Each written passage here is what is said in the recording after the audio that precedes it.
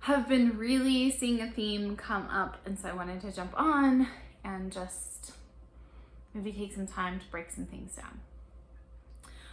I have been hearing a lot of people in different varying degrees talk about how, well, if I or if this person that I'm connected with, or even just in an Uber drive, like, well, if people just did this.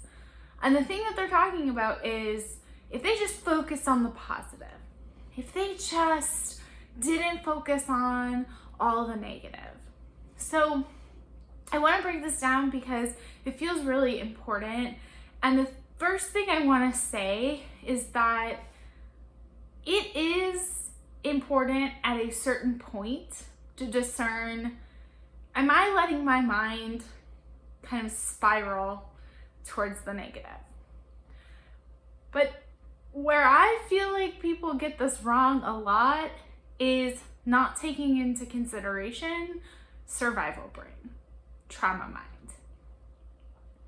So I think that when a lot of people are talking about like focus on the positive, or, you know, don't get so trapped in the negative, I really honestly believe that they mean well, but they're really overlooking this. A lot of the times with my clients in my own life, it's not that they're not trying to be positive or grateful.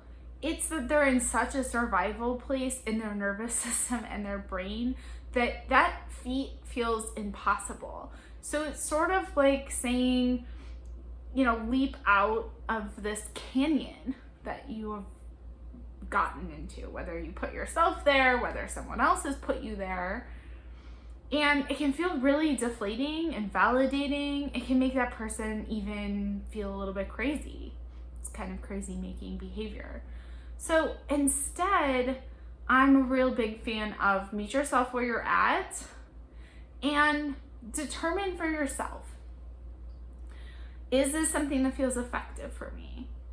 Does feeling positive or grateful or focusing on something more positive or an outcome that I really want, does that feel more effective for me? If not, then meet yourself where you're at. Try from there. If it does, great. See if it works. I think that there is a lot of evidence that we have that our beliefs and our mind and where our thoughts take us, the stories we tell ourselves, absolutely influence our mood, our health, what we're saying to our bodies, what we say about ourselves, joking or not joking.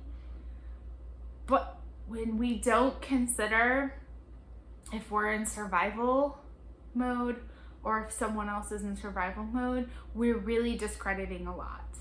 So if a rabbit is being chased down by a predator, it doesn't have time to think about feeding its family or, you know, where it wants to go to munch on carrots or greens. It's running. It's literally, its brain goes into tunnel vision. It's looking for places for safety only.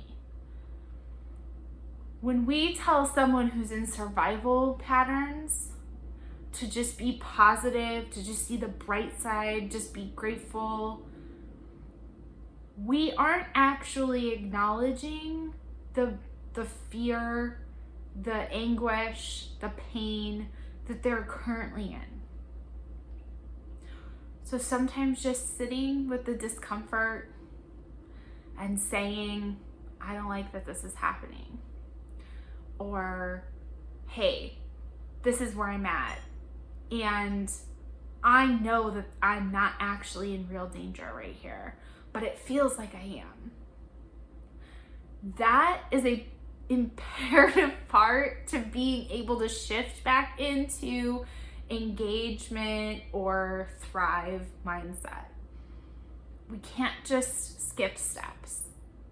So it's, again, been coming up as a theme. I've been hearing a lot of people either say that this has happened to them, or I just took an Uber drive and they're like, well, can't you just tell people to, don't focus on that negative thing. What you focus on, you're giving more power.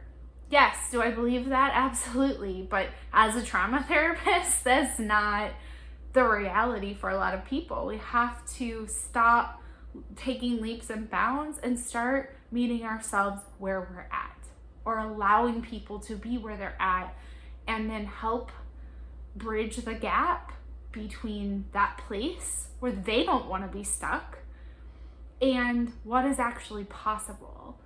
Because we're not all coming from the same place. We don't all have the same survival patterns. We don't all have the same vulnerabilities or resiliencies. So what works for me, what works for you, may not work for the next person, and that's okay.